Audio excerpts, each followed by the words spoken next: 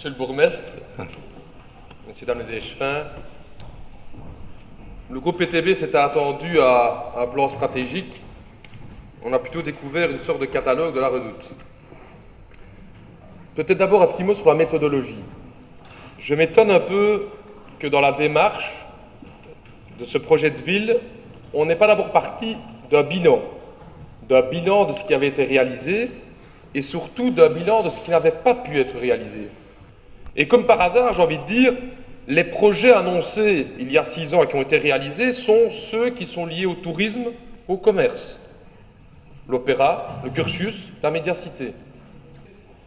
Je peux regretter au niveau de la méthode d'abord que vous avez soigneusement sélectionné les thèmes qui étaient soumis. Quelle n'était pas un peu notre déception de voir que la question de l'emploi notamment, ou la question des taxes, n'était pas soumise à l'opinion publique. Alors, enquête contre enquête, je vais vous partager un petit peu une enquête que nous avons procédée.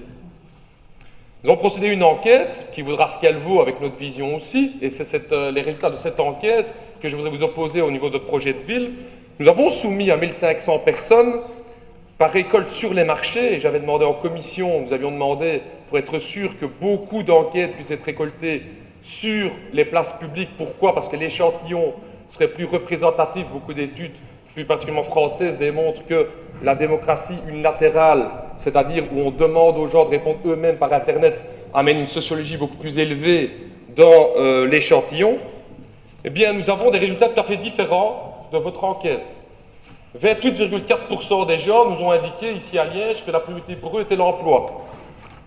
15% nous ont indiqué que le problème d'eux était le logement. 13% nous ont indiqué que le problème était l'enseignement. Et 10,8% nous ont indiqué que les problèmes étaient les taxes. Nous avons d'autres résultats que vous, et c'est sur base de ces autres résultats que nous allons évidemment critiquer votre projet de ville. Car ce projet de ville nous semble manquer un peu de souffle nécessaire pour prendre en main les énormes défis sociaux auxquels notre ville est confrontée. C'est comme un peu si ce projet de ville avait été écrit en dehors de cette crise. Comme si aujourd'hui nous n'étions pas confrontés à la pire crise économique et sociale que notre pays a connue depuis la Deuxième Guerre mondiale. Or, monsieur le bourgmestre, pour nous, 2 à 3 priorités doivent clairement ressortir de ce projet de ville. Le premier est évidemment la question de l'emploi. 25,6% de chômage et 6 900 Liégeois qui émargent au CPS.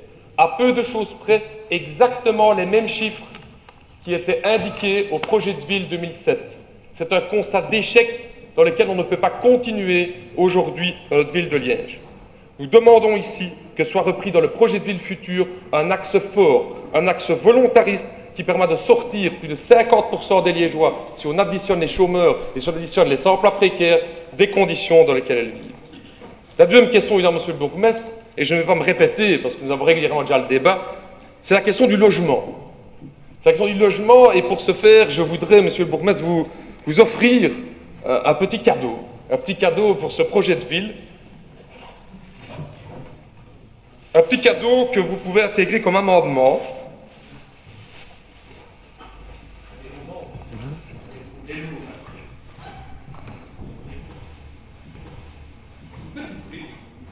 Pour la première de construction de logements sociaux publics, je suis convaincu qu'avec ce projet, nous allons pouvoir relancer un besoin important dans notre ville de Liège.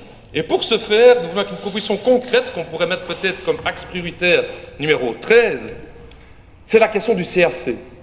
Il se pose la question aujourd'hui, ce que nous allons faire sur ce site. Eh bien, monsieur le bourgmestre, je dis chiche, faisons-en un grand complexe de logements sociaux pour répondre, aux besoins dans le quartier, aux besoins de la ville, et impossible que ça devienne un chancre. Troisièmement, monsieur le bourgmestre, vous annoncez une grande réforme de la gestion des déchets dans notre ville de Liège pour 2015. Ayant déjà eu les échos de vos collègues dans les autres villes de la commune qui négocient déjà avec Atradel, j'espère que vous ne prendrez pas cette même option qui est celle du conteneur à puce, plus spécialement dans notre ville de Liège où beaucoup de gens, plus encore que dans les autres communes, vivent dans les appartements. J'espère que nous n'allons pas appliquer ce type de mesures antisociales.